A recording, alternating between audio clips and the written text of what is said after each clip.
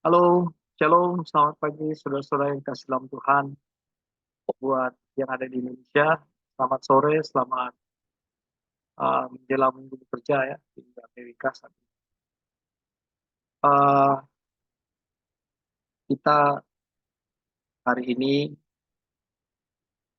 tanggal 21 ya, Januari 2024 akan melanjutkan pelajaran kita. Kita sudah tiba di chapter 11, Israel, a Prince of God. Israel adalah seorang pangeran Tuhan.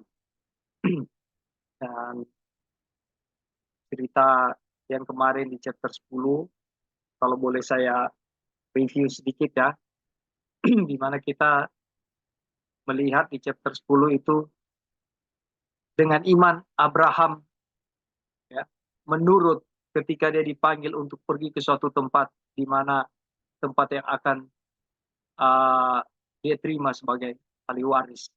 Lalu dengan iman juga dia tinggal di tanah yang dijanjikan sebagai orang asing. Lalu dengan iman juga dia dan istrinya ya boleh menerima Ishak, boleh memiliki Ishak. Dan semua ini adalah karena iman. Oleh sebab itu kita berbicara tentang bagaimana pengalaman-pengalaman yang dimiliki oleh Abraham, ya, Bapak orang percaya. Lalu review juga yang kemarin tentang chapter 10 di mana kita semua ini adalah ahli waris. Namun kita adalah orang asing di dunia ini. Ishak ya diberkati dan dia tinggal di daerah Filistin, dia sukses di sana, ya, kaya raya dan berlimpah segala sesuatu. Nah, dalam keadaan seperti itu, dikatakan di kutipan yang kita belajar kemarin chapter 10, Ishak itu lebih berkuasa daripada orang-orang yang ada di sini. Ya, pengaruhnya yang luar biasa, pengaruh yang baik, yang yang selalu menunjukkan karakter Kristus itu menjadi satu karakter yang sangat disegani dan bahkan ditakuti. Ya.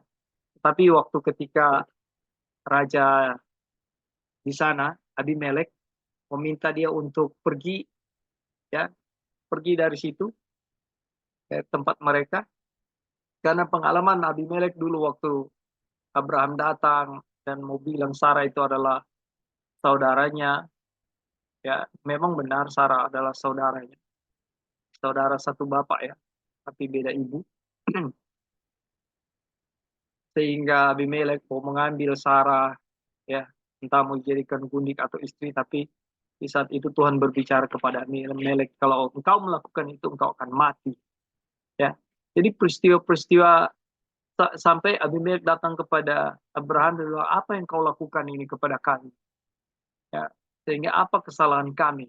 Itu membuat satu ketakutan karena Tuhan berbicara langsung kepada raja ini untuk bilang kalau kamu uh, mengambil Sarah itu, kamu akan mati. Tapi Abimelek dia percaya kepada Tuhan, dia menurut apa yang Tuhan bilang. Nah ini hal-hal ini adalah hal-hal yang membuat kenapa Abraham itu disegani dan kenapa Ishak juga keturunannya disegani di tanah itu. Ya.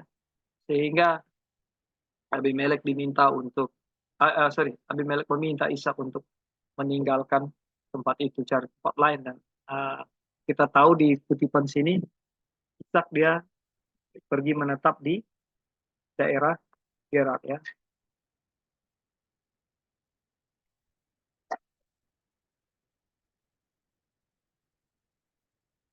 Lalu kita lihat uh, di mana Ishak di dalam proses waktu mereka pindah, kemarin disinggung tentang bagaimana waktu hamba-hamba Ishak menggali sumur di bekas tanah dari bapaknya Abraham. Lalu setelah sudah digali ada airnya, ya itu gembala-gembala Gerar klaim bahwa itu punya mereka. Akhirnya Ishak harus pindah lagi, menggali tempat yang lain, dapat air. Di situ juga gembala-gembala kembali lagi klaim bahwa itu sumur mereka. Akhirnya Ishak harus berpindah lagi. Di sini kita lihat karakter Ishak yang tidak mempertahankan hak-haknya di dunia ini. ya, karena dia tahu bahwa eh, dia, ya, ataupun kita ini adalah orang asing di dunia ini, ya. Ini bukan tempat kita. Kan tanah perjanjian yang diberikan kita adalah surga baka di mana Tuhan eh, sudah nyatakan di dalam janjinya. Oleh sebab itu Ishak mengerti hal itu. Begitu juga Abraham. Lalu makanya dia tidak membela diri, ya. Dan kita tahu juga kemarin ada disinggung bagaimana tentang eh, kitab suci melarang orang Kristen untuk membawa ke pengadilan, ya. Jadi ketika kita ada permasalahan, orang menuntut baju, ya, kita berikan baju dan bahkan jubah kita berikan. Ya, selesai sampai di situ dan kita diajarkan untuk tidak membawa segala sesuatu itu perkara-perkara kepada pengadilan. Disinggung juga kemarin ketika kita memiliki tanah lalu ada yang mengambil bagian dari tanah kita, kita akan mungkin marah, tersinggung, kita akan membuat laporan dan sebagainya. Kita boleh berkaca sebagaimana Ishak. Hal-hal itu tidak perlu kita pertahankan. Kita tidak perlu ngotot, kita tidak perlu berjuang. Karena tempat kita bukan di sini. Kita ini orang asing di bumi. Itu kemarin pendapat. Jadi tidak kita tidak ngotot dengan hal-hal yang ada di dunia ini. Sehingga kita diajarkan bahwa ketika ada hal itu jangan bawa ke pengadilan. Karena kesalehan bermanfaat bagi dunia saat ini, bahkan dunia yang akan datang, ya. Nah, Ishak itu kita tahu dia makmur, meskipun dia tidak mempertahankan hak-haknya. Dia tidak bisa menggunakan pedang, ya, bahkan untuk membela diri, apalagi kita untuk menaklukkan. Jadi Tuhan itu adalah pembela kita. Ketika kita dianiaya, hak-hak kita itu Tuhan perhitungkan. Ketika kita dianiaya, kita disakiti, di sini disarankan bagaimana orang yang memiliki roh Kristus, ya, tidak membalas, diam, ya, ketika dianiaya dan menyerahkan segala sesuatu kepada Tuhan sebagai pembela.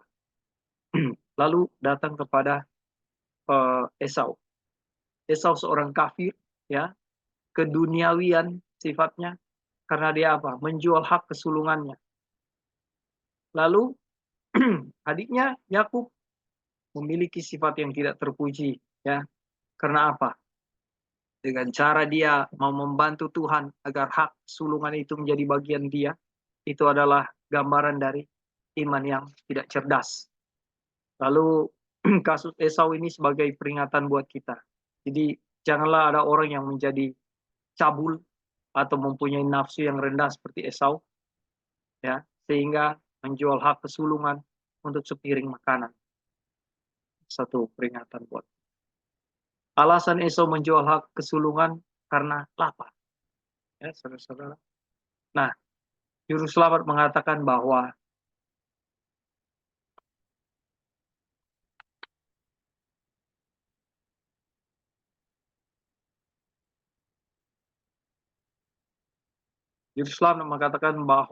jangan khawatir akan masa depan, ya.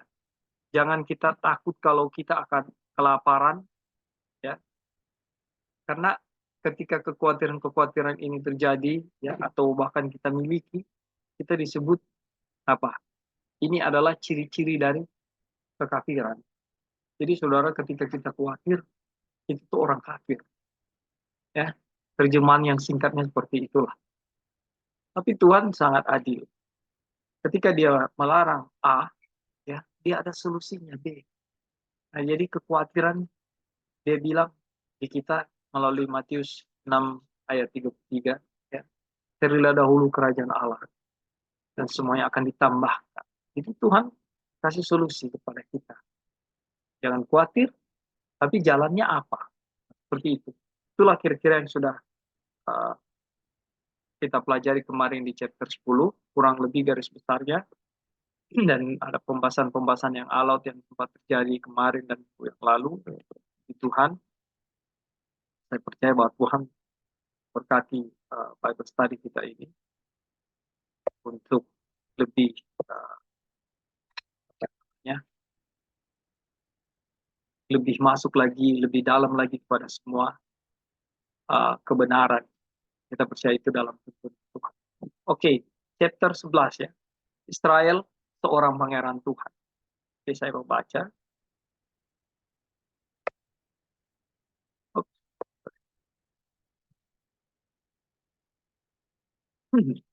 Yakub telah Yakub telah membeli hak kesulungan dan Esau dengan makanan sup kacang merah dan melalui penipuan memperoleh berkat anak sulung dari ayah. Tetapi dengan cara demikian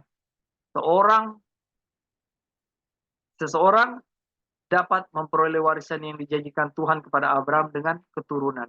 Ya, tetapi tidak dengan cara demikian. Jadi ini ada keterangan ya bahwa kekhawatiran itu ada di Yakub. Ya, wah, Yakub sudah dijanjikan, ya, Yakub akan diberkati, tapi dia melakukan cara yang kecurangan ya. Sini kita lihat. Mari kita lanjut bacanya. Hak itu dipastikan kepada Abraham melalui iman, dan tidak ada yang perlu berpikir untuk mewarisinya melalui paksaan atau penipuan. Jadi langkah yang Yakub ambil adalah satu kesalahan. Ya, tidak ada kebohongan dari kebenaran. Ini jelas sekali dan sangat pasti ya. Tidak ada kebohongan dari kebenaran. Kebenaran tidak pernah bisa dilayani oleh kepalsuan.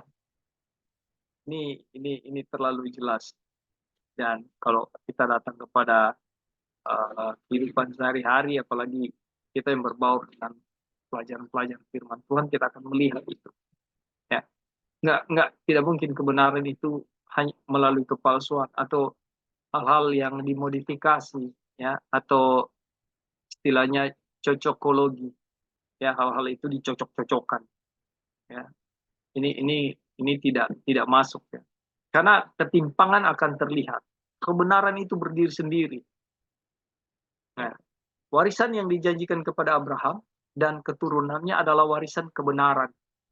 Dan karena itu tidak dapat diperoleh dengan sesuatu yang tidak benar. Kita lihat kan penderitaan Yakub setelah itu, ya.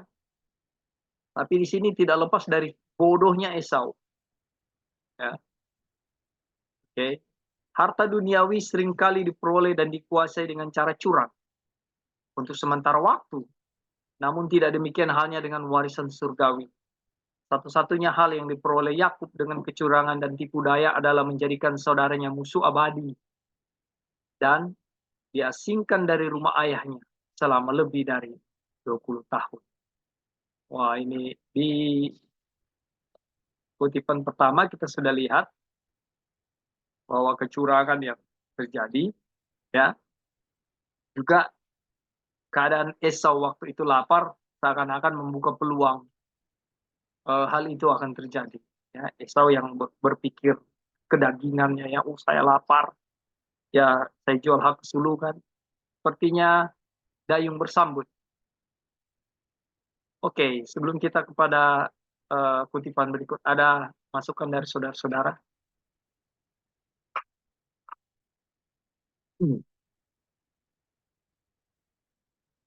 Ada tambahan mungkin, argumentasi? Baik, kalau belum ada, ini jelas ya. Kita ke janji Tuhan. Janji Tuhan. Namun Tuhan telah mengatakan jauh sebelumnya bahwa Yakub harus menjadi pewaris, bukan kakak laki-lakinya. Nah, inilah keadaan di mana Yakub tahu, ya, janji itu ada, gitu loh. Dan kita lihat masalah dengan Yakub dan ibunya adalah bahwa mereka berpikir mereka dapat mewujudkan janji Tuhan dengan cara mereka sendiri. Ya, kita lihat Abraham pun dan Sarah melakukan hal yang sama. Ya, itu kesalahan yang sama yang dilakukan Abraham lalu turun kepada cucunya. Ya, jadi eh, Yakub ibunya berpikir kita bantu Tuhan dengan cara ini. Kita tahu kan ceritanya bagaimana penipuan terjadi ya waktu uh, Yakub mau diberkati. Di situ kan Ishak tanya, siapa namamu? Kan? Siapa engkau? Dan dia bilang, Esau. Ya. Lalu kita tahu ceritanya bahwa waktu ketika di dalam pergumulan Yakub, Tuhan juga bertanya hal yang sama. Ya. Dan ini sangat menarik. Jadi peristiwa apa yang dilakukan oleh Yakub dan ibunya, ya, itu adalah kesalahan yang sama yang dilakukan Abraham dan Sarah. Mereka tidak menunggu Tuhan untuk mengerjakan rencananya sendiri dengan caranya sendiri. Jadi Tuhan punya rencana di masing-masing kita, dan cara Tuhan juga itu caranya dia, ya, itu tidak bisa kita istilahnya ganggu gugat. Rencananya dia dan caranya dia yang akan berlaku atas kita. Lalu banyak peristiwa kita sering membantu Tuhan untuk supaya tujuan-tujuan dan janji-janji itu boleh tercapai, boleh jadi milik kita. Ini pelajaran penting ya, yang boleh kita kutip dari peristiwa Abraham dan Sarah, lalu Yakub dan ibunya Ribka. Nah, Ribka tahu apa yang Tuhan katakan tentang Yakub. Dia mendengar Ishak menjanjikan berkat kepada Esau dan berpikir bahwa jika dia tidak ikut campur, rencana Tuhan akan gagal. Dia lupa bahwa warisan itu sepenuhnya berada dalam kekuasaan Tuhan. Dan bahwa tidak ada orang yang bisa melakukan apapun untuk membuangnya kecuali menolaknya dari dirinya sendiri. Walaupun Esau telah mendapatkan berkat dari ayahnya, Tuhan akan mewujudkan rencananya sendiri pada saat yang tepat. Jadi seandainya, kalau boleh diterjemahkan kutipan ini, seandainya pun Esau akan diberkati waktu itu, ya, tanpa ada peristiwa sup kacang merah ini, ya, Tuhan akan mewujudkan rencananya di waktu Tuhan. Tetapi Ribka membantu Tuhan dengan cara dia. Itu juga ya. Oke, saudara-saudara, ada tambahan atau penegasan di sini? Masukan Halo, dari Kak. Tuhan. Silakan. Oke, terima kasih atas kesempatan. Jadi di sini kita lihat mengenai janji Tuhan kepada Yakub ya, dan bagaimana hak warisan ya yang akan Yakub peroleh. Jadi kita lihat pelajaran di sini bahwa Ishak dengan Ribka, mereka berdua tahu bahwa hak kesulungan atau ahli ya akan jatuh kepada Yakub, walaupun kenyataannya Yakub itu bukan yang yang paling tua ya. Tetapi Tuhan sudah menjanjikan itu kepada Yakub, bukan kepada Esau. Nah, dalam menunggu akan hak kesulungan itu, atau Ishak harus memberikan hak kesulungan itu. Nah, disitulah kita lihat contoh-contoh dari Abraham, dari sekarang Yakub dengan Esau, bagaimana Ribka punya punya attitude. Kita lihat teman-teman, memang kenyataannya manusia itu tidak sabar. Itu sudah kita punya sifat sifat alami manusia, yaitu tidak sabar menunggu. Nah, kita lihat di sini ya bahwa kalau Tuhan sudah berjanji, dia itu akan menggenapinya dengan cara sendiri. Walaupun seakan-akan kita lihat secara logika, ini kapan Tuhan memenuhi janjinya seperti itu. Dan kita lihat kan cerita Abraham. Waktu Tuhan janji mau memberikan keturunan. Sudah 10 tahun, 11 tahun tidak ada. Kemudian Sarah suruh ambil Hagar. Terus habis itu 24 tahun, 25 tahun kemudian baru Tuhan menepati akan janjinya. Itu kan satu jangka waktu yang panjang gitu loh ya, teman-teman. Jadi kita lihat di sini bahwa bagaimana untuk menunggu itu memang dalam sifat manusia itu tidak sabar. Nah, karena ketidaksabaran manusia itu, kita sometimes berpikir apakah memang Tuhan akan memenuhi janjinya gitu loh. Kenyataannya secara manusia dan secara logika sepertinya tidak bisa. Jadi kita manusia, Tuhan sudah berjanji dan kita berusaha untuk memenuhinya atau untuk menggenapi akan janji Tuhan dengan cara sendiri. Nah, waktu kita baca kutipan ini, kita langsung teringat ya, apa namanya, di dalam gereja kita sendiri gitu loh. Banyak orang-orang di dalam gereja kita melihat ya gereja kita sudah murtad, pemimpin-pemimpin sudah korup. Apakah Tuhan akan menggunakan gereja kita gitu loh untuk sampai akhir zaman gitu loh. Jadi akhirnya karena kelihatannya sepertinya Tuhan tidak mampu untuk melakukan, ya saya manusia harus mengambil jalan untuk ya kita harus membentuk satu apa ya satu gereja lah atau satu organisasi atau Perubahan. apalah yang perubahan atau apalah yang mereka mau bilang untuk mari saya bantu Tuhan untuk memenuhi janji Tuhan. Karena di penglihatan Ellen White pertama the first vision yang Ellen White lihat itu perjalanan Advent Movement keluar dari Midnight Cry, itu Tuhan menuntun pergerakan Advent sampai the end. Dan memang di penglihatan itu ada yang jatuh. Tapi dari penglihatan itu tidak ada penglihatan yang dibilang, oh satu kali kelak karena gereja akan murtad, Tuhan harus membangkitkan pergerakan baru. Tidak teman-teman, dari keluarnya itu umat-umat Advent dipilih, itu pergerakannya terus-terus sampai at the end. Nggak ada pergerakan baru yang Tuhan pilih. Itu ilustrasinya sama dengan bangsa Israel kuno. Dari mereka punya keluar dari Mesir, Tuhan janji akan masuk tanah Kanaan. Dan Tuhan bikin dengan caranya sendiri, walaupun ada Tuhan punya rencana yang dia harus memimpin bangsa Israel, harusnya dalam 1 bulan sudah bisa masuk tanah Kanaan, tapi karena mereka punya pemberontakan dan ketidakpercayaan, akhirnya ada delay. Sama dengan kita, harusnya gereja Advent sudah masuk surga waktu pekabaran 1888 diberitakan yang kita sedang pelajari pada saat ini. Tapi karena ketidakpercayaan, delay lagi sampai sekarang ini. Tapi apakah Tuhan tidak mampu memenuhi janjinya? Itu pertanyaannya. Dari semua pelajarannya yang saya lihat selama ini, baru pelajaran yang kita pelajari ini yang selama ini memang benar-benar menguatkan saya pribadi bahwa kalau Tuhan sudah berjanji, kalau Tuhan yang bilang begini dari pribadi kita kayak dari keluarga kita kayak dari gereja kita, organisasi kita, saya tahu Tuhan yang akan melakukannya dengan cara sendiri gitu loh. Nah sekarang untuk Ishak, Yakub dengan Esau, Tuhan sudah janji Yakub yang akan menerima hak kesulungan.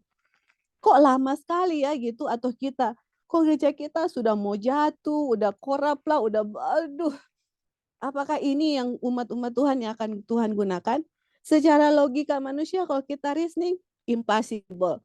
Sama dengan Abraham, dengan Sarah. Tidak mungkin mempunyai anak sudah tua. Tapi teman-teman, disitulah letak iman kita di mana Tuhan yang akan mengerjakan di waktunya. Dan saya sendiri ya teman-teman dalam mempelajari pekabaran ini, kita lihat di dalam grup ini keluar masuk orang, atau mungkin ada yang tidak ada waktu dengar di YouTube, atau I don't know, kita nggak mau judge atau saya mau bilang gimana, enggak. Kita pun ikut Babos tadi, kita masih banyak pergumulan yang mengikuti akan ajaran yang kita pelajari.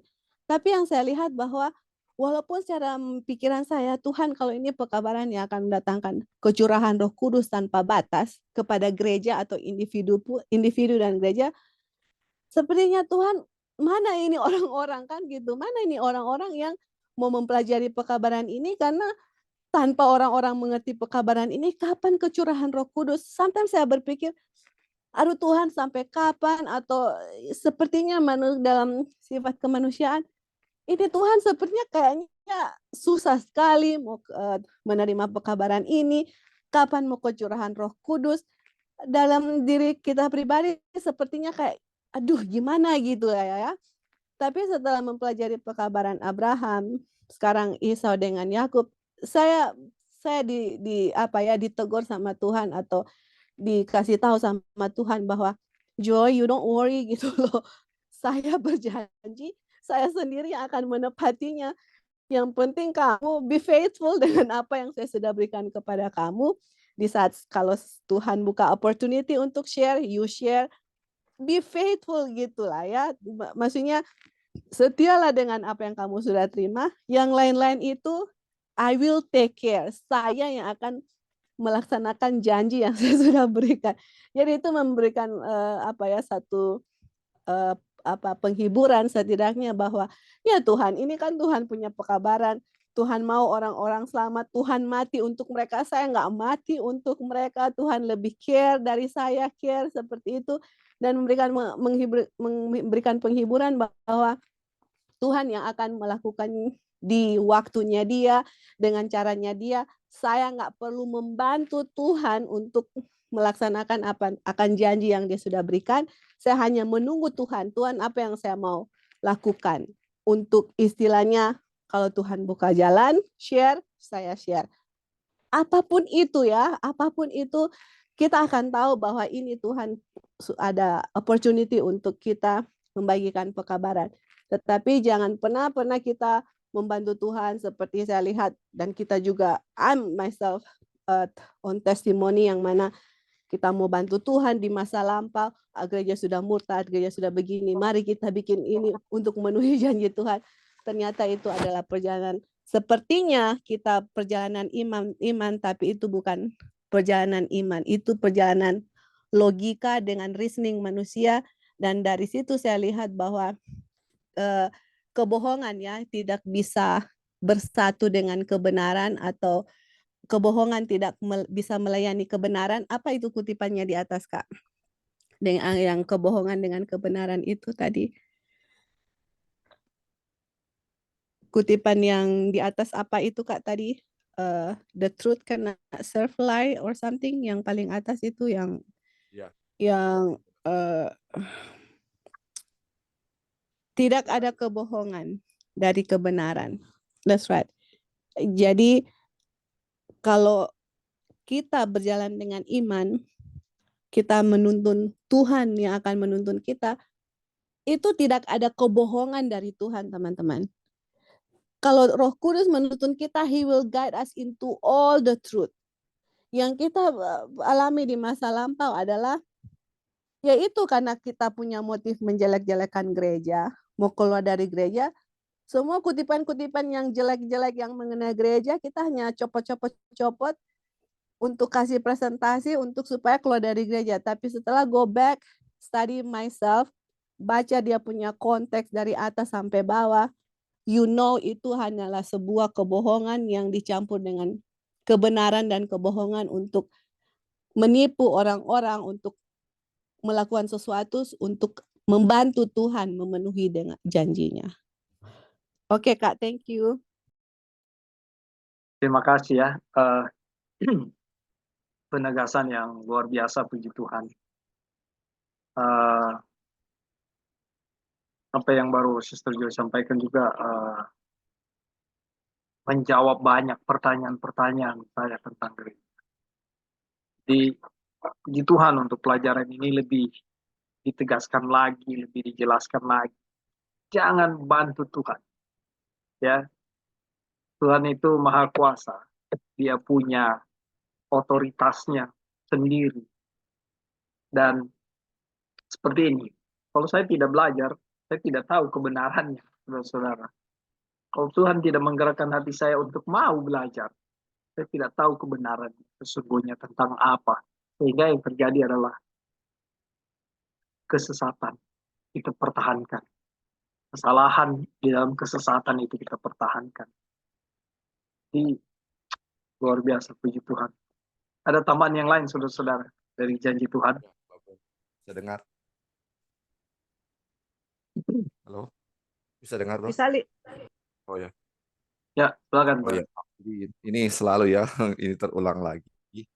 Jadi selalu janji Tuhan ada dua hal yang membuat manusia kadang tidak sabar atau gagal, yaitu karena waktu dan logika kan.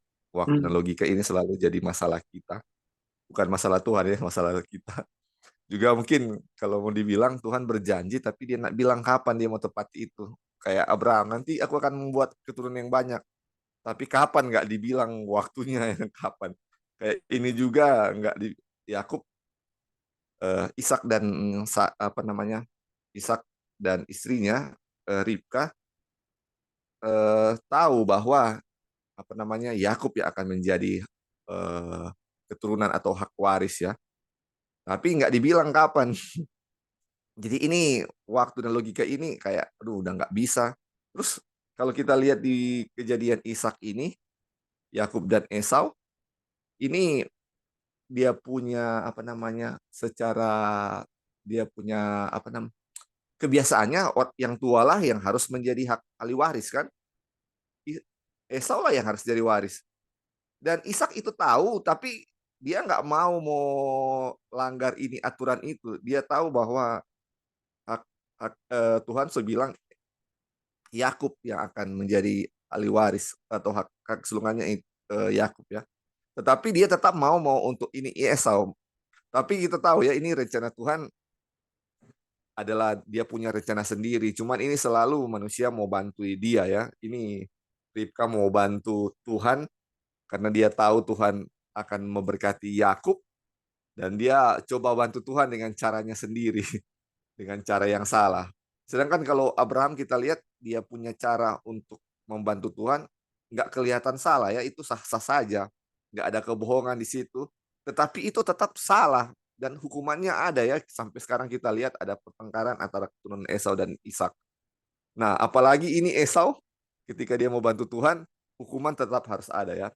Ini janji Tuhan tetap terlaksanakan, tetapi hukuman atas sesuatu yang salah akan tetap kita terima ya, sama seperti Yakub ketika dia terima itu apa namanya, dia menggunakan cara yang salah, hukumannya dia dapat eh, diasingkannya berapa tahun, 20 tahun yang tadi kita lihat. Jadi ini jangan coba bantu Tuhan, kalau kita bantu Tuhan akan ada akibat-akibat yang harus kita terima ya.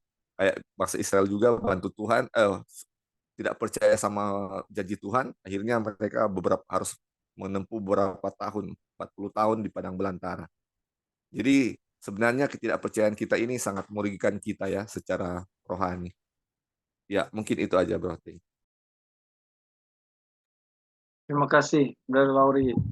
Tambahannya, penegasan ini tentang Esau. Ada tambahan yang lain? Ya, silakan.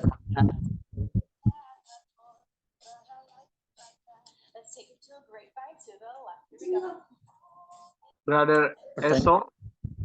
Ya, pertanyaan saya adalah kalau kita bahas mengenai misalnya kita tidak bisa membantu Tuhan, tapi apakah dalam pelayanan atau pekerjaan kita yang dituntut Tuhan untuk untuk melakukan pekerjaan? Apakah bedanya kita tidak boleh bantu Tuhan atau Tuhan yang suruh kita melakukannya? Bedanya di mana ya? Karena kalau pemikiran ya, oke. Kita katakan kita tidak bisa bantu Tuhan, artinya kita bukan Tuhan yang memilih kita untuk melakukan pekerjaan itu. Atau kita yang berinisiatif sendiri untuk membantu Tuhan. Nah, ini pemikiran yang saya pikirkan kalau begitu kita tidak bisa bantu pekerjaan Tuhan, lalu bagaimana maksud Tuhan sebenarnya bagi kita untuk kita melakukan pekerjaannya? Apakah kita harus menunggu Tuhan yang menyuruh kita melakukannya? Atau bagaimana, saudara? Nah, ini pemikiran yang membuat saya juga sedikit bingung juga. Kadang-kadang penggunaan bahasa ini membuat kita sedikit berpikiran gitu. Tolong dibantu. Terima kasih. Makasih Brother Esom, pertanyaan yang sangat baik sekali ya. Konteks yang kita pelajari di sini berbicara tentang janji Tuhan. Nah, ketika membedakannya dengan membantu Tuhan ini di dalam konteks ketika Tuhan berjanji, tentunya janganlah kita sebagai manusia yang penuh keterbatasan ini membantu untuk itu digenapi. Sampai di situ ya letaknya dari konteks membantu Tuhan. Tapi kalau di saat kita di dalam pelayanan, sikap-sikap kita untuk inisiatif, ya, kita ini melayani Tuhan. Tentunya kita mengawali segala sesuatu itu dengan doa, ya. Bahkan inisiatif pun itu di dalam pimpinan Roh Tuhan. Tuhan yang menggerakkan kita untuk inisiatif, ya. Dan itu bukan dalam konteks ini bukan berarti kita membantu Tuhan, ya. Ketika Tuhan yang menggerakkan itu. Jadi uang kita, tenaga kita, waktu kita yang kita berikan untuk pelayanan ya kepada Tuhan itu bukan membantu Tuhan di dalam konteks membantu Tuhan ya. Karena apa? Tentunya kita mengawali pelayanan kita di dalam doa, kita meminta Tuhan menuntun kita di dalam pelayanan itu karena itu adalah pekerjaan Tuhan. Tuhan yang menuntun, Tuhan yang mengutus saudara, mengutus saya untuk melakukan pekerjaan itu. Tentunya di dalam melakukan pelayanan itu kita ada di dalam pemeliharaan Tuhan. Dan adapun unsur-unsur di dalamnya termasuk salah satu yang tadi Brother Esom juga singgung, inisiatif itu pun Tuhan yang menggerakkan kita untuk memiliki inisiatif di dalam pekerjaan Tuhan. Jadi itu sesuai konteks yang kita pelajari ini itu tidak masuk di dalam hal membantu Tuhan. Ya, Saudara Esrom atau saya punya uang sekian ratus juta untuk bantu pekerjaan Tuhan, itu bukan karena ketika saya mau kasih uang itu untuk pelayanan Tuhan, itu bukan karena saya membantu Tuhan, ya. Tetapi Roh Tuhan juga yang menggerakkan saya untuk melakukan itu. Kita ingat prinsip dalam Roh Nubuat, willing to be made willing, mau untuk dijadikan mau, ya. Jadi kita dijadikan Tuhan untuk mau melakukan pelayanan, untuk membantu dengan harta yang kita miliki. Dalam konteks itu tidak termasuk di dalam konteks membantu Tuhan. Tetapi kita lihat di sini, ini acuannya cerita dari Abraham, lalu turun kepada Yakub, ya, cucunya, ya, di mana Tuhan sudah janji mau kasih keturunan, tapi pertimbangan manusia, akal manusia yang lemah berpikir saya sudah tua, tidak mungkin saya ini melahirkan, ya, nggak mungkin saya lagi bisa memproduksi ini. Tapi pada akhirnya 25 tahun kemudian terjadi, ya. Tapi sebelum itu peristiwa terjadi, Abraham mengikuti saran dari Sarah untuk apa? Menghampiri hambanya, ya, sehingga lahirlah Ismail. Ya, dan itu bukan cara Tuhan untuk dapat keturunan. Itu bukan cara Tuhan untuk janji itu dipenuhi. Lalu datang kepada Yakub, ya, Ribka juga tadi disinggung oleh Sister Joy bahwa Ribka dan Ishak ya mengetahui bahwa Tuhan akan memberkati Yakub. Ya. Tapi untuk supaya janji itu terpenuhi, Ribka dan Yakub ya mereka melakukan hal itu. Jadi sekira-kira acuan kita melalui cerita ini itu yang bisa saya jawab pertanyaan dari Brother Erso. Apakah ada jawaban dari yang lain atau dari Brother Erso? Bagaimana kira-kira? Ya, saya terima kasih untuk jawabannya. Puji Jadi Tuhan. memang saya menangkap apa yang dijelaskan pada sekarang ini. Memang kita tidak bisa membantu Tuhan dalam hal-hal negatif ya. Ya. Karena memang betul kecenderungan kita memang mengarah kepada ketidaksabaran memang untuk melakukan pekerjaan pun kadang demikian. kadang saking kita sudah melayaninya, kita tidak puas hanya dengan pelayanan kepada Tuhan, tapi kita juga pengen supaya dalam pelayanan itu kita ada pengikut-pengikutnya. Itu juga susah, ekor-ekornya masih ada itu. Kembali ke motif ya. Motif pelayanan ini susah gitu. Udah rasa ini sudah pelayanan sudah oke. Kemudian sudah banyak orang yang mengagung-agungkan pelayanan kita, lalu akhirnya karena dituntut orang banyak juga seperti hal itu di dalam perjalanan bangsa Israel pun demikian kan. Saking banyaknya orang, ada pemimpin yang sudah ada yang menggerakkan seseorang dengan provokasi-provokasi tertentu, ya kayak gitulah pelayanan itu kan. Jadi di mana saja ada kesempatan, setan selalu masuk untuk menyusup gitu.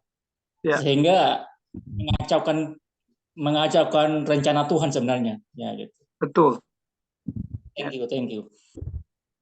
Baik, terima kasih Mbak Sofia, pertanyaannya penting dan benar sekali karena salah kaprah ini selalu terjadi ketika kita melangkahi batasan-batasan yang Tuhan berikan. Ya. Kita berpikir bahwa itu baik, ya. Seperti yang terjadi di Abraham, terjadi di Ribka, kita berpikir itu baik. Seringkali juga kita terjebak di hal yang sama. Kita berpikir ini benar. Ingat nggak waktu tabut perjanjian itu mau jatuh? Lalu kan Tuhan bilang jangan sentuh. Akhirnya siapa yang menjamah itu mati. Padahal maksudnya baik supaya jangan jatuh ke tanah. Tapi Tuhan punya aturan dan ukuran sendiri. Jadi ketika kita melampaui batasan yang Tuhan berikan, itu yang disebut salah kaprah. Terjadi dan hasilnya kita lihat ya. Bukan satu kebaikan. Baik, terima kasih untuk pertanyaan tadi, Resom, dan pernyataannya. Puji Tuhan. Oke, kita masuk ke pilihan Tuhan. Pilihan Tuhan. Jadi Yakub menjadi orang buangan 2 kali.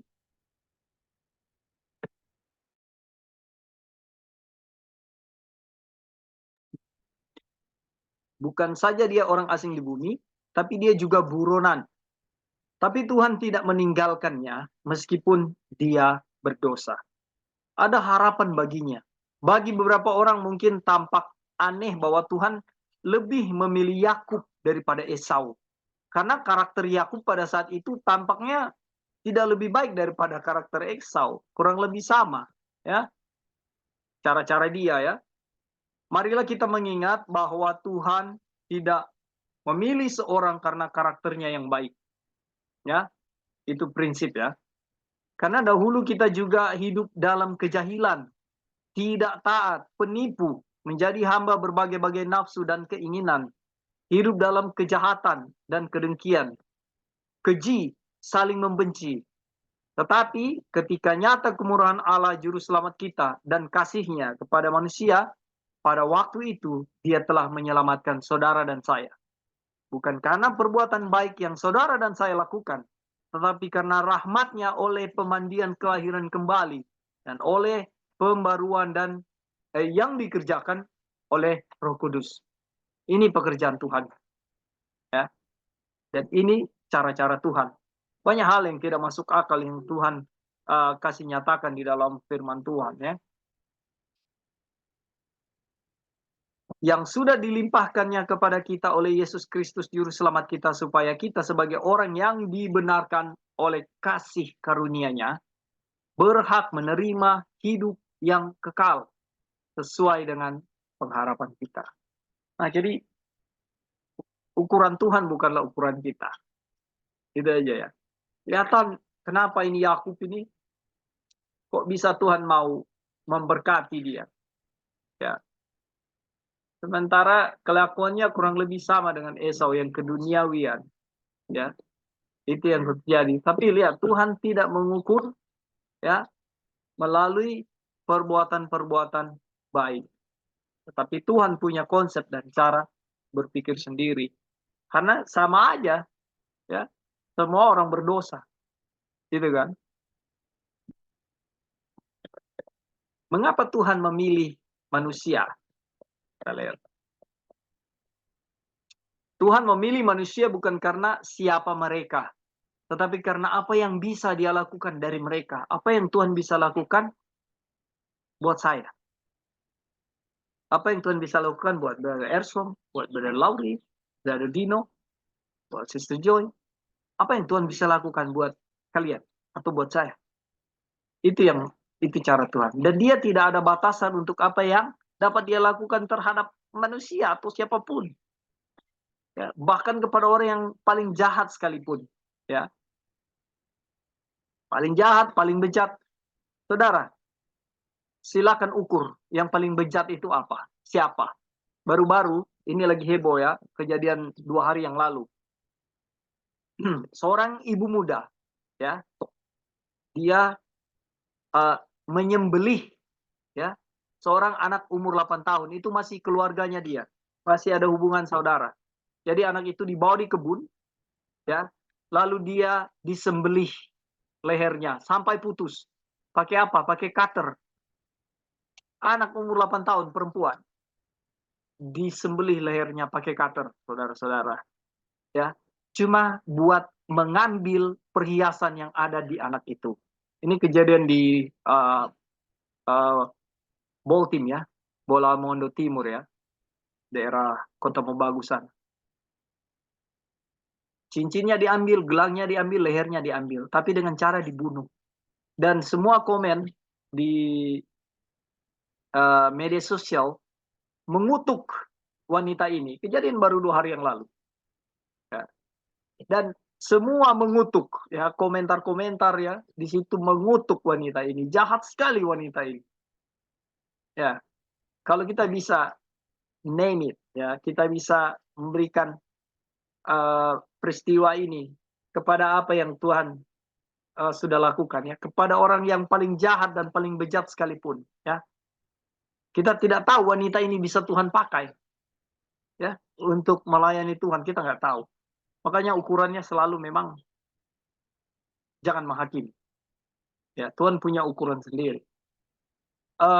Banyak kejadian di tahun yang lalu ya, peristiwa pembunuhan dari seorang jenderal ya kepada ajudannya ya di polisi di Indonesia, yang di dalam peristiwa itu yang terjadi orang Kristen semua juga. Jenderal itu orang Kristen, yang dibunuh orang Kristen, pelaku penembakan orang Kristen. Ya, kita lihat. Tapi di sini bukanlah menjadi satu batasan untuk Tuhan, untuk apa yang Tuhan bisa lakukan. Orang-orang ini atau siapapun, saudara dan saya juga yang bejat, yang mungkin lebih kotor dari orang lain, ya, itu Tuhan bisa pakai. Dan itu otoritas Tuhan. Ya, ini di kutipan sini ya.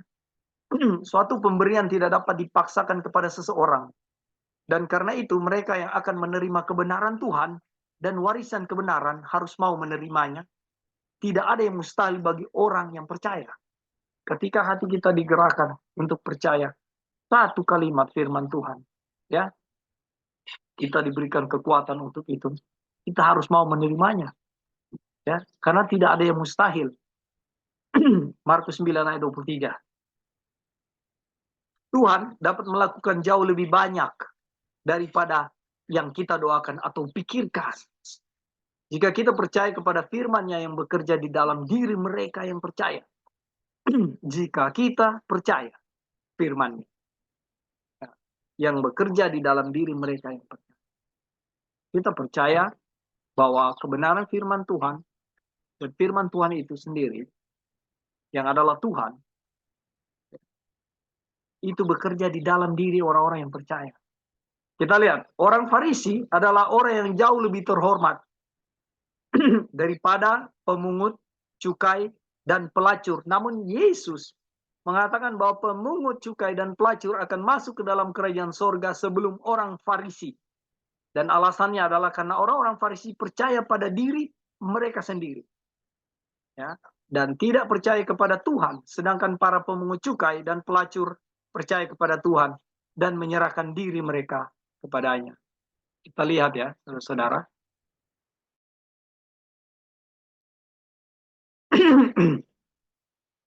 Maaf.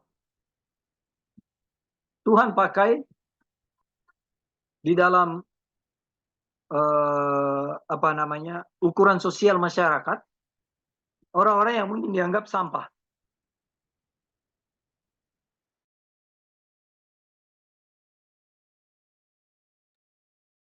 Orang-orang Farisi yang belajar kitab suci, yang ketat, yang hebat, bahkan mungkin gelar mereka profesor doktor, ya, itu seakan-akan Tuhan tidak pakai, ya. Tapi Kristus pakai ini orang-orang yang di dalam ukuran sosial masyarakat yang dianggap rendah, ya, karena pelacur, ya, karena pemungut cukai, kumpul-kumpul pajak ini.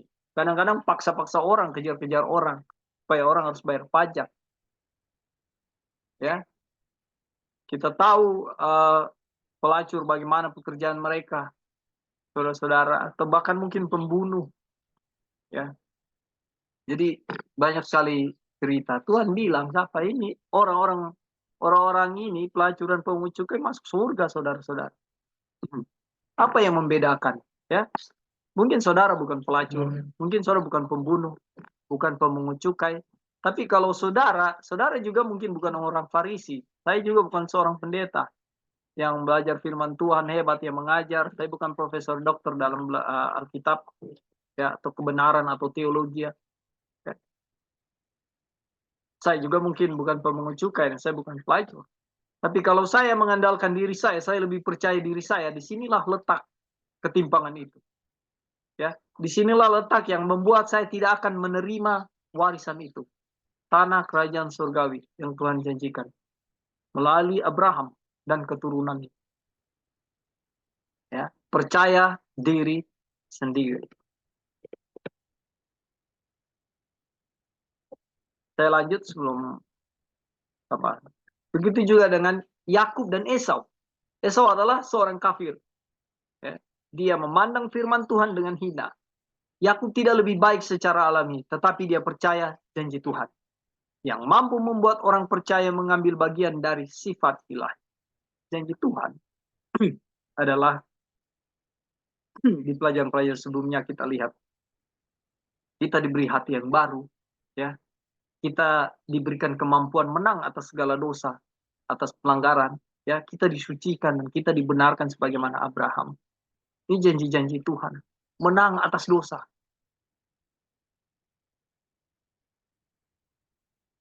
Oke, ada masukan saudara-saudara sejauh ini?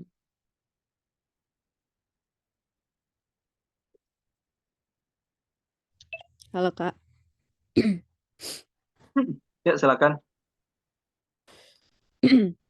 Kita suka sekali ya kutipan yang di atas itu, yang mana Tuhan memilih manusia bukan karena siapa mereka, tapi karena apa yang bisa dia lakukan dari mereka.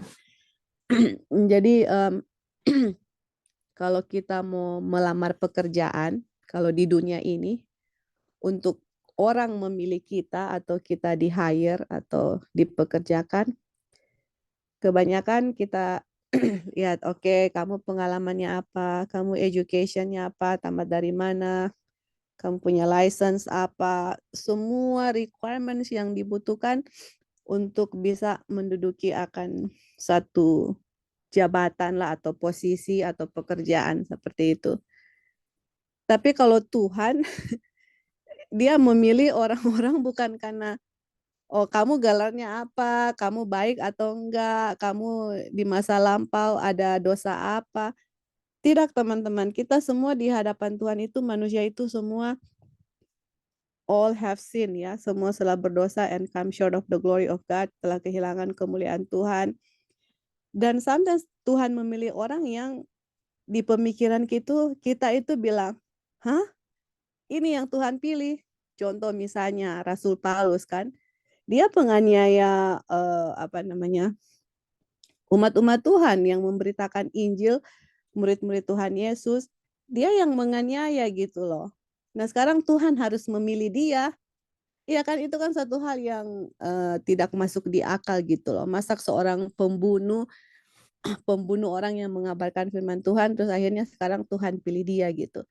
Tapi kita lihat di sini bahwa Tuhan tidak memilih manusia karena siapa mereka, tapi karena apa yang dia bisa lakukan sama mereka. Istilahnya kalau bekerja untuk Tuhan, kalau kita bekerja di perusahaan atau di mana, kita bawa semua resume, semua. Tapi kalau Tuhan, yang Tuhan akan gunakan itu adalah orang yang nothing gitu lah ya, seperti pemungut cukai yang tadi Kak Opin kasih, seorang pelacur.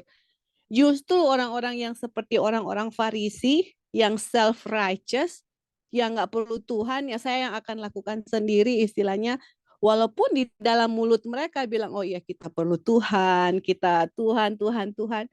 Tapi in reality mereka punya kehidupan itu boast sekali, prideful sekali, self-righteous, merasa diri mereka lebih benar dari orang lain. Orang lain ini pelacur, orang lain ini pemungut cukai, orang lain ini pembunuh, bla bla bla bla. Saya ini orang yang benar. Bukan itu yang Tuhan akan gunakan gitu loh. Yang Tuhan akan gunakan adalah orangnya. Tuhan, I am nothing, I am sinner, but I'm willing. Saya mau untuk Tuhan gunakan saya. Itulah yang Tuhan gunakan. Kalau melamar di Tuhan justru aplikasinya kita kosong, minus, malah nggak ada apa-apanya. Karena Tuhan nggak pilih itu gitu loh. Tuhan pilih, Tuhan lihat siapa yang mau di mold sama dia. Siapa yang mau untuk willing dia untuk melakukan sesuatu di dalam dirinya gitu loh. Walaupun di dalam pemandangan mata dunia ini kamu tidak qualify, kamu orang berdosa, kamu korupsi lah, whatever lah. Tapi di saat itu orang menyadari bahwa saya mau untuk dijadikan Tuhan. Itulah yang Tuhan lihat untuk dia bisa gunakan. Begitulah yang dia lihat kepada Esau ya. Yakub. Dari kandungannya Tuhan sudah lihat siapa yang akan dia pilih yang untuk menjadi ahli waris, bukan karena Tuhan pilih-pilih, tapi dia sudah lihat dari Yakub. Sebelum dia lihat, Tuhan sudah tahu, teman-teman. Dia sudah tahu apa sih isi hati Yakub, yang mana dia akan suatu kali kelak dia akan menyadari hal itu, dan kita akan lihat perjalanan dari Yakub. Tapi kalau lihat kehidupan Esau, dia tidak dia hanya memikirkan, kalau kalian baca tulisan Ellen White, perbedaan Esau dengan Yakub adalah Esau lebih memikirkan kehidupan sekarang. What is it for me right now? Dia nggak memilih in the future. Kalau Yakub, dia selalu consider apa in the future begitu. Walaupun Esau dan Yakub dua-dua orang berdosa. Saya dan teman-teman semua orang berdosa. Tidak ada satupun yang membuat kita qualify untuk Tuhan menggunakan saya. Tapi Esau, saya maunya sekarang, right now. Walaupun saya harus menjual saya punya hak kesulungan, tapi saya makan sekarang gitu loh. Dan itu kan yang kita sudah pelajari terjadi sama kita manusia. Yang penting sekarang, saya harus makan, saya punya keluarga harus begini, Tapi saya melanggar Tuhan, menjual semua, saya punya menyerahkan saya punya ahli waris ya yang Tuhan sudah janjikan kepada kita untuk kehidupan sekarang ini. Kalau Yakub enggak, dia lebih memikirkan masa depan itu. Kalau kita baca tulisan Ellen White, itulah sebabnya Tuhan memilih Yakub, karena bukan kehidupan sekarang ini yang dia pikirkan gitu loh. Dia memikirkan lebih untuk kehidupan yang masa depan, kehidupan eternal life. Kita pun ya, kalau kita lihat gimana Tuhan memilih kita, walaupun kita orang berdosa gitu ya, tapi kita punya pemikiran jauh ya. Oke, Tuhan menyediakan sesuatu kepada saya, kepada kita untuk menjadi ahli waris. Itu yang kita istilahnya, bukan kehidupan sekarang yang kita punya jadi pusat perhatian gitu loh. Walaupun kita harus makan, harus minum dan sebagainya sebagai kebutuhan hidup, tapi Tuhan akan provide. Kita nggak mau menjual atau menjual Tuhan, kalau saya bilang, untuk hanya memperoleh sesuap nasi atau mempertahankan kehidupan yang untuk sementara. Tapi walaupun kita mati, tapi saya mati di dalam Tuhan, saya punya pemikiran adalah lebih in the future, bukan untuk kehidupan kita saat ini. Oke Kak, thank you, itu saja. Thank you.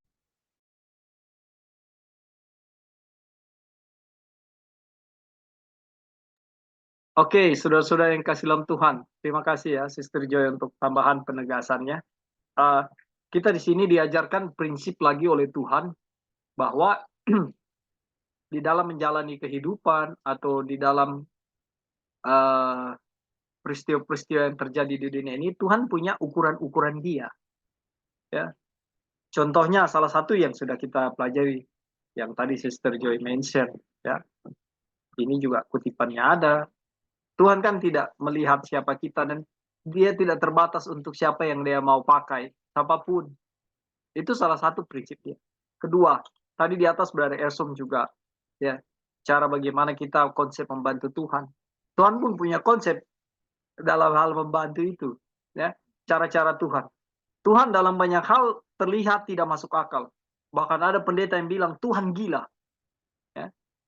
Dia mau bilang, mau gambarkan Tuhan gila itu bukan Tuhan gila, tapi Tuhan itu tidak bisa dimengerti, tidak sanggup dimengerti.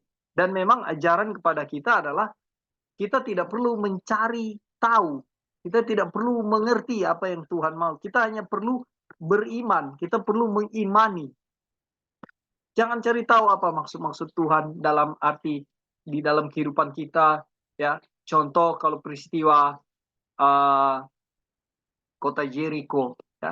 Ini mau menyerang kota yang orangnya besar-besar, di dalam itu raksasa-raksasa, kok malah disuruh kelilingi kota itu pakai tongkat, pakai apa namanya, trompet. Ya.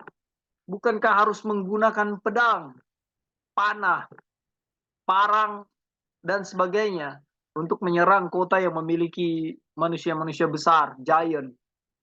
Tapi cara Tuhan itu konsep Tuhan. Dia suruh kelilingi kota itu. Ya. Hanya tiup trompet, saudara. Runtuh kota Jericho. Ini cara Tuhan. Begitupun dalam kehidupan kita setiap hari. Kadang kita bingung, ini maksudnya apa sih? Ya kan? Kita bertanya-tanya. Ya. Ada sebagian orang, ya, dalam kesaksian hidupnya rajin berdoa, rajin beribadah, tapi kelihatannya sial terus yang dialami. Ya, mulai kecelakaan lah, mulai keterpurukan. Pokoknya ada aja hal-hal yang dianggap sebagai satu kerugian. Jadi perspektif kalau kita pandang dari sisi duniawi, cara pandang dunia melihat ini orang sial. Tapi kita tidak melihat dari perspektif iman yang Tuhan ajarkan, bahwa di sini sebenarnya orang ini puji Tuhan. Dia orang yang Tuhan lagi berkati. Kenapa? Dia lagi dilatih. Ya, dengan peristiwa-peristiwa ini akan menjadi pure, keluar dengan murni. Ya, dengan peristiwa-peristiwa ini jadi seorang yang bisa disebut bapa orang percaya, memiliki iman Abraham. Ini kan perspektif dunia, cara pandang dunia akan melihat ini orang sial, rugi. Bahkan ada yang bilang, ngapain kamu ke gereja, ngapain kamu ibadah, ngapain kamu Bible study, hidupmu seperti ini, tidak ada perubahan, begitu-begitu aja. Nah, ini cara pandang dunia. Tapi orang yang mengalami itu, ya, kalau ketika dia sadar juga bahwa Tuhan ini lagi uji dia, Tuhan lagi izinkan ini api penyucian terjadi, ya, melalui peristiwa-peristiwa yang disebut dalam pemandangan manusia suatu kesialan. Ya. Tidak begitu dengan cara Tuhan. Nah, ini kita lihat beberapa cara-cara Tuhan yang disuguhkan kepada kita. Oke, masih ada tambahan yang lain? Kalau belum, kita lanjut di sini, ya. Tuhan tidak berpihak. Tuhan memilih Yakub dengan cara yang sama seperti Dia memilih orang lain. Terpujilah Allah dan Bapa Tuhan kita Yesus Kristus yang telah memberkati kita dengan segala berkat rohani di tempat-tempat surgawi di dalam Kristus. Sebagaimana Ia telah memilih kita di dalam Dia sebelum dunia dijadikan, supaya kita kudus dan tidak bercacat di hadapannya dalam kasih. Efesus 1 ayat 3. Kita dipilih di dalam Kristus.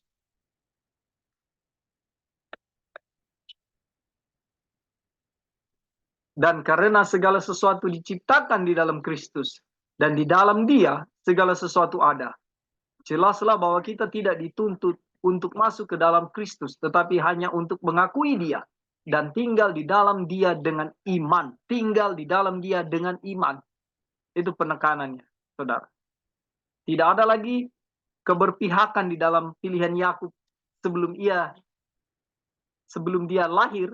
daripada pilihan semua orang lain. Pilihannya tidak sewenang-wenang, tetapi di dalam Kristus. Dan jika tidak ada yang menolak, ya, dan menolak Kristus, tidak ada yang akan hilang. Ini kita lihat, saudara-saudara, ini sebelum dunia dijadikan. Saya juga percaya, kenapa saya Bible study hari ini? Kenapa saya Bible study di masa-masa yang lalu? Ya, kenapa saya diberikan hati yang rindu untuk mau belajar firman Tuhan, untuk mau mencari tahu kebenaran. Ya, ukuran setiap orang berbeda-beda, ya kan? Di dalam konteks mencari kebenaran ini. Tapi kenapa kita digerakkan atau tergerak memiliki hati untuk mau belajar? Ya. Efesus 1 ayat 3. Ya. Kita sudah, ya, dipilih sebelum dunia dijadikan. Begitu juga saudara. Kalau saudara bertanya kenapa saudara melayani hari ini, saudara sudah dipilih. Ya, begitu juga Yakub, Esau.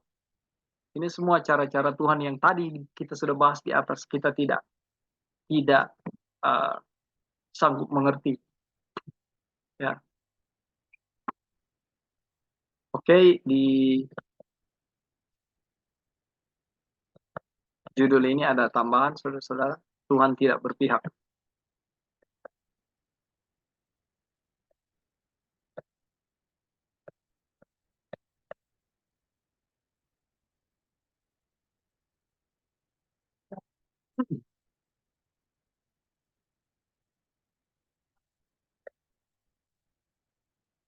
Betapa kayanya rahmat, hadiahnya betapa gratisnya. Ini hanya minta, itu akan diberikan. Ini hanya ketuk, dan kamu akan melihat pintu terbuka dan mengarah ke surga. Oh, kemudian bangkit dan ambil yang baik, begitu penuh dan bebas disodorkan kepadamu. Mengingat bahwa itu menghabiskan darah dari Dia yang mati di Kalvari. Pengorbanan Tuhan, saudara. Hal-hal kasih karunia yang disebut gratis diberikan kepada kita yang tidak layak. Pelajaran pertama Yakub, kita lihat ya. Sementara Yakub cukup mempercayai janji Allah untuk memungkinkan dia berusaha keras untuk memastikan pemenuhannya dengan usahanya sendiri. Kita bahas di atas tadi ya. Dia tidak cukup memahami sifat untuk mengetahui bahwa hanya Allah yang dapat memenuhi melalui kebenaran. Ini janji-janji Tuhan, hanya Tuhan yang dapat memenuhi melalui kebenarannya di dalam diri saudara dan saya. Ini sifat yang tidak dipahami oleh Yakub. Yakub ke dalam perjalanannya yang sepi, ya, ke Syria, melarikan diri dari murka saudaranya yang tersinggung, dan dia menerangi suatu tempat dan tinggal di sana sepanjang malam karena matahari terbenam. Dia mengambil salah satu batu, lalu kita tahu ceritanya ya, dari tempat itu dia meletakkannya di bawah kepalanya, berbaring di tempat itu untuk tidur. Kejadian 28 ayat 11. Dan kita lihat dia bermimpi ya, dan dia bermimpi, dan lihatlah sebuah tangga didirikan di bumi dan puncaknya mencapai langit. Dan lihatlah para malaikat Allah naik turun di atasnya, dan lihatlah Tuhan berdiri di atasnya dan berkata, akulah Tuhan Allah Abraham nenekmu dan Allah Ishak. Tanah tempat engkau berbaring ini akan kuberikan kepadamu dan kepada keturunanmu. Keturunanmu akan menjadi seperti debu tanah banyaknya. Dan engkau akan mengembang ke sebelah timur, barat, utara, dan selatan. Dan olehmu serta keturunanmu semua kaum di muka bumi akan mendapat berkat. Sesungguhnya aku akan melindungi engkau kemanapun engkau pergi. Dan aku akan membawa engkau kembali ke negeri ini. Sebab aku tidak akan meninggalkan engkau, melainkan tetap melakukan apa yang kujanjikan kepadamu. Jadi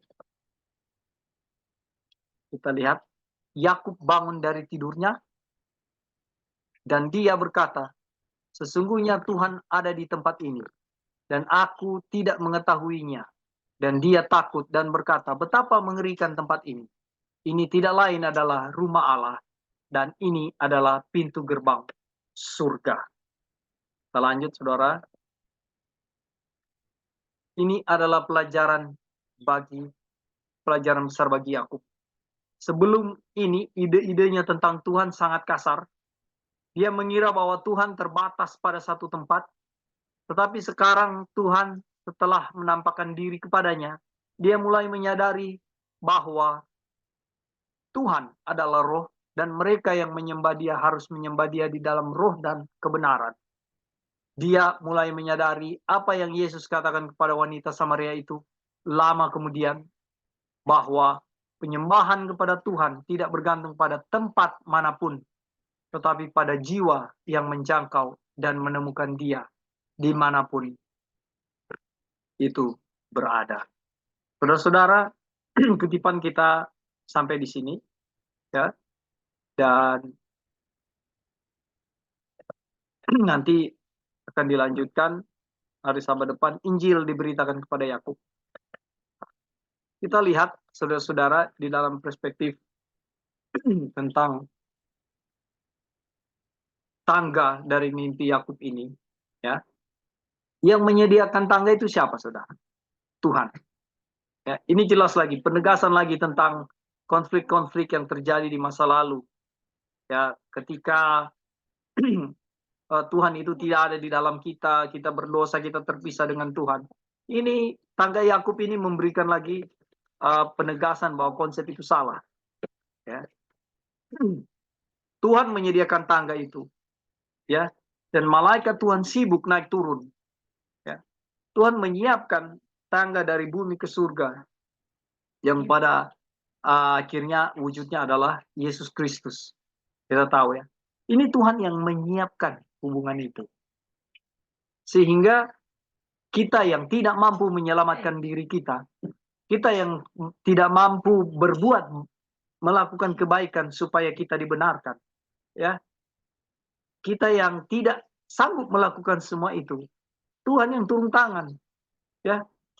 Tuhan yang memberikan tangga itu, menggambarkan betapa besar kasih Tuhan, sehingga wujudnya itu adalah Yesus Kristus. Kita lihat, ya, ketidaksanggupan manusia. Sehingga kalau tidak ada Tuhan, apa yang bisa saudara dan saya lakukan? Apakah benar-benar kita terpisah dengan Tuhan karena kita sudah berdosa? Dalam satu konteks dan perspektif itu benar, tapi bukan berarti Tuhan tidak ada di dalam kita. Bukan berarti kita harus cari Tuhan. Kita mencari Tuhan pun tidak bisa, saudara. Yang menggerakkan kita untuk berdoa siapa yang menggerakkan kita? Ya. Dan ini, tangga ini menggambarkan Tuhan cari kita, saudara. Dan luar biasa betapa besar kasih dan kemurahan Tuhan yang boleh terjadi di saudara dan saya. Baik, di dua judul yang barusan kita baca ini, ya, ini cerita Yakub ini sudah berulang-ulang, ya. Tetapi ketika kita lebih datang kepada menyelami lebih dalam, banyak sekali kebenaran-kebenaran Tuhan yang mungkin kita tidak dapat di waktu-waktu lalu, sekedar kita baca dan mendengar cerita ini, yang muncul, ya, menjadi satu prinsip kehidupan yang Tuhan mau kita pegang. Ada masukan di sini, saudara-saudara, sebelum kita tutup? Ada tambahan?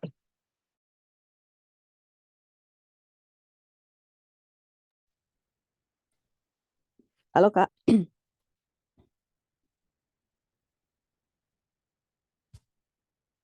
Bisa dengar Kak Opi? Silakan. Oh, oke. Iya, oke. Oke, jadi pertama-tama kita harus ingat mengenai hak kesulungan, ya. Supaya kita bisa bisa mengerti benar-benar ini pelajaran ini. Kita harus mengerti dulu hak kesulungan sebelum kita pergi ke Yakub, ya, yang Kak Opin baca dia punya kutipannya. Jadi sebenarnya dalam hak kesulungan yang Tuhan birthright, ya, yang Tuhan sudah janjikan kepada Abraham, Emangnya di dalam hak kesulungan itu apa sih sebenarnya di hak kesulungan gitu loh, yang kalau kita lihat di sini dari cerita Esau dengan Yakub, yang mana dibilang Esau itu seorang kafir karena dia menjual hak kesulungan. Apakah dari teman-teman tahu di hak kesulungan itu sebenarnya ada apa gitu?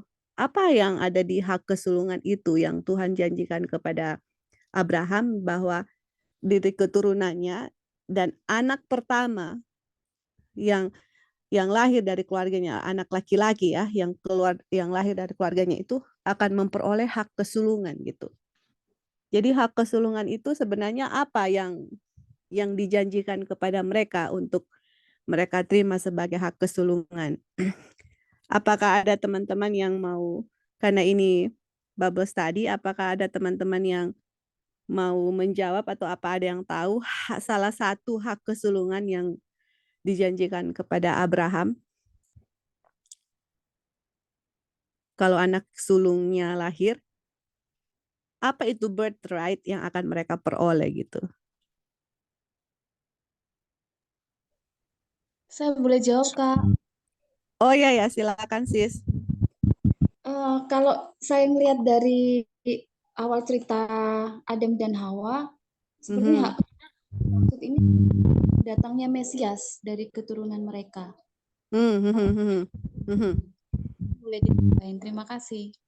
Oh oke. Thank you ya sis. Iya. Jadi salah satu hak kesulungan yang Tuhan janjikan kepada Abraham itu adalah dari keturunannya dia itu, betul yang sis tadi bilang ya. Siapa lagi namanya? Sorry, saya lupa namanya. Siapa lagi namanya sis? Yang mana Joy? Namanya Wirawati. No. Iya, Ira. Thank you. Jadi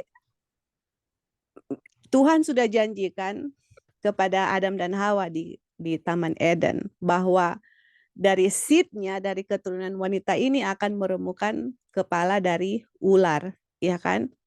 Jadi dari Adam dan Hawa pun, waktu dia melahirkan seorang anak, mereka selalu berharap, oh semoga ini anak akan semoga anak ini menjadi redeemer, atau semoga anak ini yang menjadi seed keturunan untuk meremukan kepalanya setan. Iya kan? Jadi setiap anak yang lahir itu belum ada ya dia punya fulfillment atau penggenapan dari Injil yang Tuhan berikan di Taman Eden. Kemudian dijanjikan kepada Abraham, ya kan? Janji kepada Abraham bahwa dari keturunannya, dari keturunan Abraham, seluruh bangsa di bumi ini akan diberkati. Dan kita tahu ya, seed yang kita sudah pelajari, keturunan Abraham itu akan lahir juru selamat atau Tuhan Yesus yang sudah dinubuatkan dari Kejadian 3:15. Nah, kemudian ini birthright atau hak kesulungan itu betul yang tadi Sis Wira bilang. Itu dijanjikan dari anak pertama, hak kesulungan itu dari keturunan dia Tuhan Yesus akan lahir gitu loh. Nah, kalau kita lihat dari sini bahwa di Esau dengan Yakub, Esau lebih dulu lahir. Tetapi Tuhan kalau kita lihat di sini bahwa yang Tuhan lihat di sini ya teman-teman, ini adalah secara spiritual ya yang kita lihat ini di mana Tuhan memilih Yakub daripada Esau, karena untuk kita lihat ya kalau untuk hak kesulungan secara selain daripada keturunannya Tuhan Yesus ini akan lahir. Kalau kalian baca tulisan Ellen White, dia bilang di situ bahwa hak kesulungan itu sangat-sangat penting. Itu dibilang karena Tuhan janjikan kepada Abraham dengan Sarah tahu, kemudian diberitakan kepada Ishak tahu, dan Ribka. Oke, jadi mereka tahu bahwa ini hak kesulungan ini, satu hal yang sangat-sangat penting. Kenapa? Dari keturunan mereka Tuhan Yesus itu akan lahir. Kemudian Ishak dengan Ribka juga tahu janji Tuhan yang Tuhan berikan kepada Abraham sebagai hak kesulungan itu, bahwa mereka ini akan mempunyai, bukan hanya mereka mempunyai inheritance atau ahli waris dari harta di dunia, tapi juga mereka mempunyai ahli waris dari hal-hal rohani gitu. Istilahnya di dalam keluarga saya ini yang lebih apa ya, kalau bilang lebih spiritual dibandingkan dengan saya punya keluarga. Kemudian dia itu harus menjadi imam di dalam keluarga. Dia harus apa namanya? Jadi dia juga ada obligasi yang mana karena dia yang menjadi imam di dalam keluarga, dia punya kerohanian itu lebih superior dari yang lain-lain. Dia mempunyai obligasi dalam keluarga bahwa kalau dia itu memiliki hak kesulungan, dia itu harus obedience ya, atau menurut semua tuntutan-tuntutan Tuhan. Dan di dalam dia punya perkawinan, di dalam dia punya family relations, di dalam public life itu atau dalam kehidupannya sehari-hari secara umum, dia harus benar-benar konsultasi kepada Tuhan. Nah, jadi teman-teman kita lihat di sini, itulah hak kesulungan yang Tuhan sudah janjikan kepada Abraham, bahwa setiap anak sulung mereka akan memperoleh warisan. Dia akan diberkati oleh Tuhan secara apa ya? Secara harta duniawi dan juga secara harta spiritual seperti itu, dan dari keturunannya dia akan lahir juru selamat.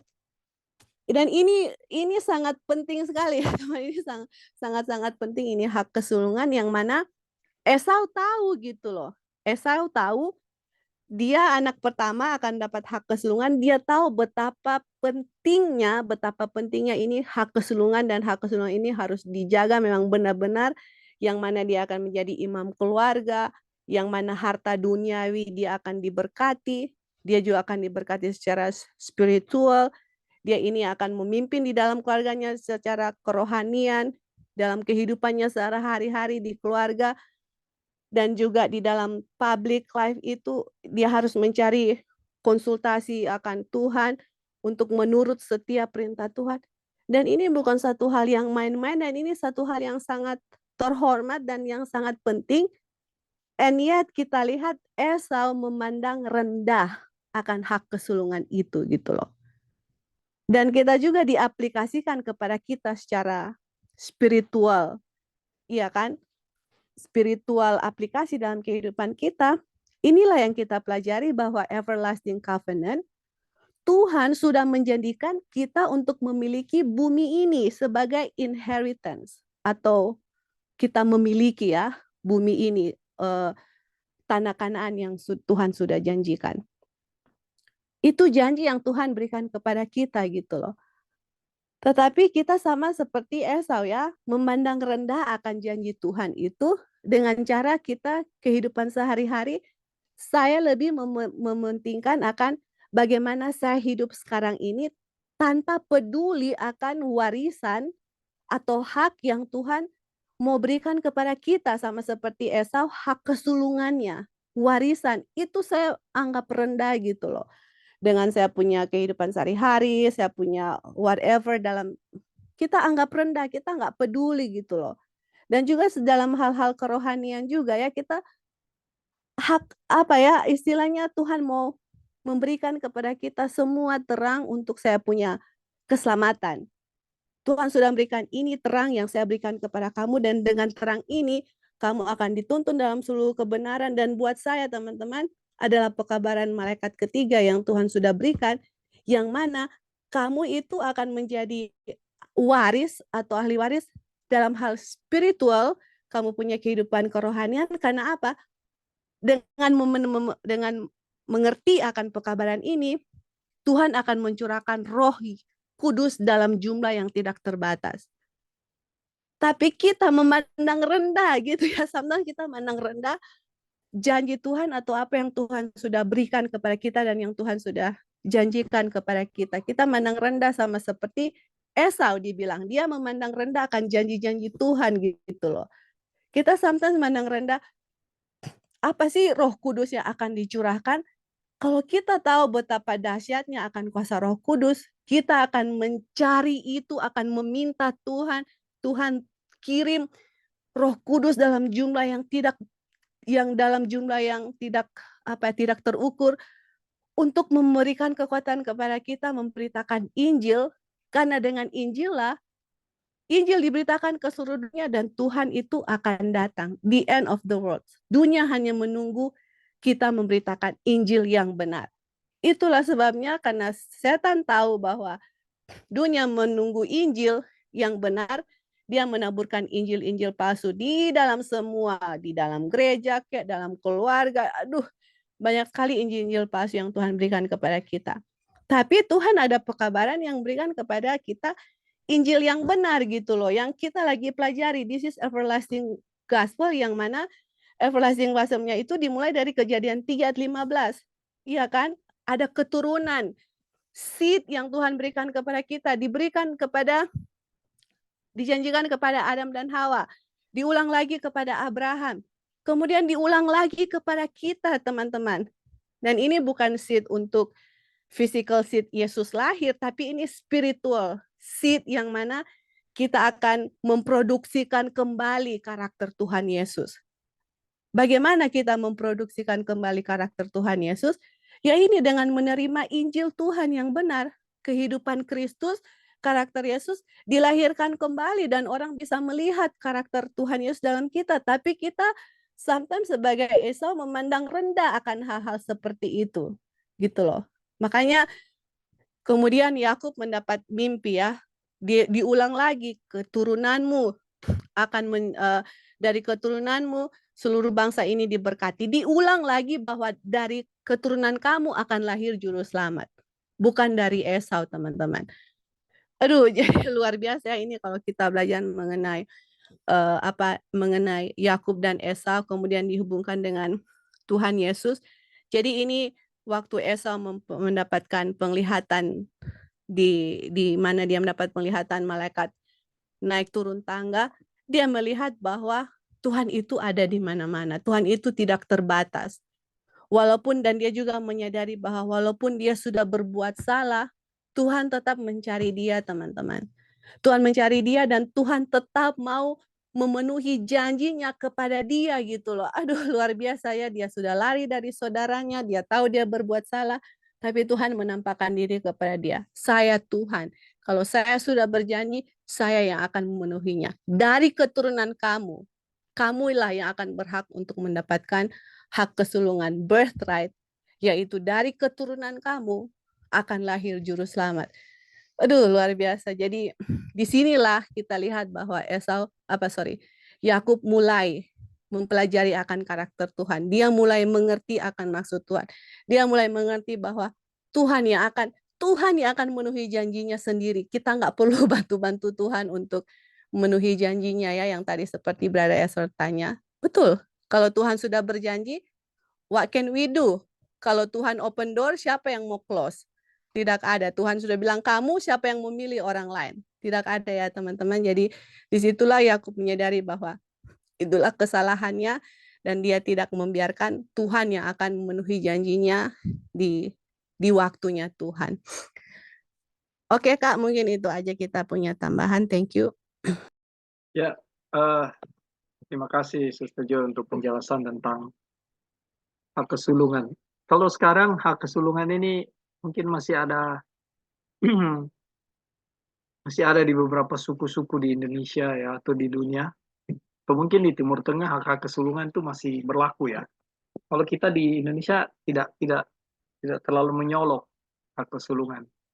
Kita tahu hak kesulungan ini adalah hak kepemimpinan untuk melanjutkan seperti tongkat estafet di dalam keluarga dari bapak kepada anak yang sulung. Kenapa anak yang sulung? Karena anak yang sulung ini selalu dinilai yang lebih dewasa karena lebih dulu lahir, dan dia akan melanjutkan kepemimpinan di dalam memelihara keluarga. Ya, kalau di zaman dulu kita lihat di sini ini mencakup sampai harta mereka, ya, kejayaan mereka, hewan-hewan, tanah, semakin banyak. Kita lihat Abraham ya, sangat kaya raya, turun kepada Ishak. Jadi sampai kepada hewan-hewan peliharaan, kepunyaan mereka, tanah lebih banyak, lebih besar. Nah inilah hak kesulungan, tanggung jawab diberikan kepada anak yang tua, anak yang pertama itu untuk melanjutkan pemeliharaan terhadap keluarga ini. Dan kalau di kerajaan-kerajaan kita lihat rata-rata anak yang sulung jadi putra mahkota, ya. Kita lihat. Nah, inilah hal-hal yang tadi dijelaskan panjang lebar oleh Mr. Joy yang terjadi di antara Yakub dan Esau, dan bagaimana sifat dari Yakub, sifat Esau. Kita sudah mendapat kajian di sini dan jelas, dan saya berharap kita dengan pertolongan Tuhan dapat pelajaran yang berarti buat kita semua melalui dari apa yang sudah kita baca dari firman Tuhan ini. Nah, Kejadian 28. Oke, satu lagi tambahan mungkin sebelum kita tutup, kalau masih ada.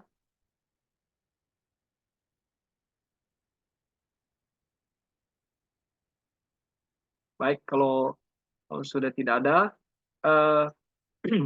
puji Tuhan saudara, kita sampai di penghujung Bible study kita untuk pertemuan pertama ini dari chapter 11. Dan biarlah apa yang kita pelajari ini boleh menjadi kekuatan kita untuk melihat bagaimana cara Tuhan bekerja dan prinsip-prinsip Tuhan, dan bagaimana Tuhan mengasihi kita, ya. Seperti Yakub di dalam kesalahannya, Esau di dalam kesalahannya akhirnya dituntun kepada kesadaran, ya, dituntun kepada pertobatan.